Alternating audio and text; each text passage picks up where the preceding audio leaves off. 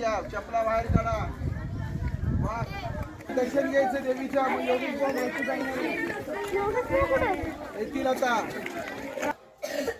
चला ओळीत बसून घ्या, दर्शन करून ओळीत बसून घ्या तिकडे.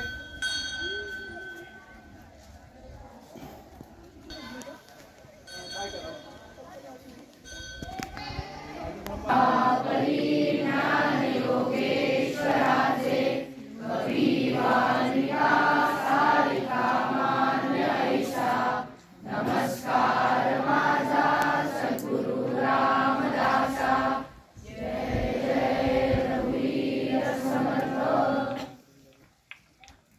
आपण सगळेजण ज्या मंदिराच्या समोर बसलो आहोत त्या मंदिराचं नाव आहे अंगलाई देवी मंदिर.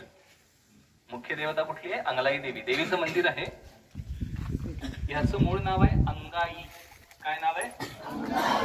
अंगाई. इथून साताऱ्याच्या जवळ पुढे अंगापूरचं एक गाव आहे, अंगापूर. आणि त्या नदी वाहते. त्या नदीमध्ये डोहो आहे. नदीमध्ये असणारी विहीर लक्षात येते. नदी वाहत असते म्हणजे विहिरीसारखा भाग असतो. समर्थ ज्या वेळात अंगापूरच्या जवळ गेले त्या वेळात त्यांना दृष्टांत झाला की मी इथे आहे म्हणून समर्थाने उडी मारली. समर्थ उत्तम पोहणारे होते. त्यांनी उडी मारली आणि 2 मूर्ती बाहेर काढल्या. एक ही अंगाईची मूर्ती आणि दुसरी चाफळला जी रामाची मूर्ती स्थापन केली आहे ती रामाची मूर्ती. 2 मूर्ती लक्षात आल्या. एक रामाची मूर्ती आणि एक देवीची मूर्ती.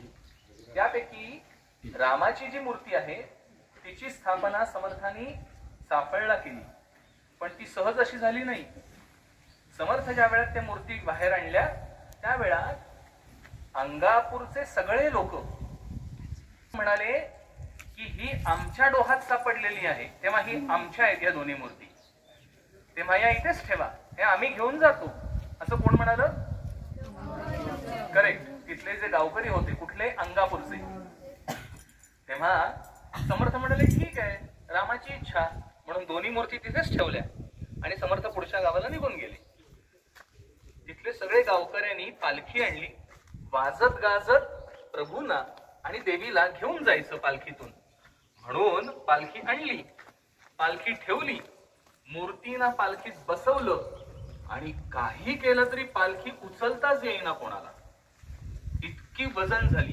सगळे प्रयत्न करून झाले, बैलगाड्या आणून झाल्या, सगळं सगळं सगळं करून झालं, पण त्या मूर्ती काही तिथून उचलताच येईना कोणाला. तेव्हा सगळे गावकरी परत समर्थांना शरण गेले आणि म्हणाले महाराज तुम्हीच घेऊन जावा, ह्या तुमच्याच आहेत. म्हणून समर्थ परत गेले. त्यांच्याबरोबर त्यांचे शिष्य होते, ते शिष्यही गेले. त्यांनी त्या मूर्ती उचलल्या, झोळीमध्ये ठेवल्या आपल्या, ज्या त्यांना बैलगाडी आणि बाकी सगळ्यांनी सुद्धा नेता येत नव्हत्या. त्या समर्थांनी लिहिल्या, उचलल्या, झोळीत ठेवल्या आणि घेऊन आले. का? कारण रामाची इच्छा होती, रामाला चाफळला बसायचं होतं, ते स्थापना करायची होती. ती ही अंगाई देवी आणि चाफळचा राम. लक्षात आलं सगळ्यांच्या? आता ह्या मूर्तीची स्थापना ह्या 2 ठिकाणी झाली. याबरोबर समर्थांनी इथून पुढच्या बाजूला एक धाब्याचा मारुती आहे, नाव ऐकलं? जे जुने आहेत त्यांना माहिती आहे. धाब्याचा जो मारुती आहे तो समर्थांनी विशेष करून ह्या सज्जनगडाच्या रक्षणार्थ तिथे स्थापना केलेली आहे. छत्रपतींची आणि समर्थांची ज्या काही गुप्त बैठका झाल्या अनेक ठिकाणी, त्यापैकीच एक स्थान म्हणजे तो धाब्याचा मारुती आहे. लक्षात आलं? तो धाब्याचा मारुती समर्थ आणि छत्रपती शिवाजी महाराज यांच्या जेव्हा भेटी होत असत त्यावेळामध्ये कोणालाही तिथे थांबायची परवानगी नव्हती. फक्त 2च जण भेटत.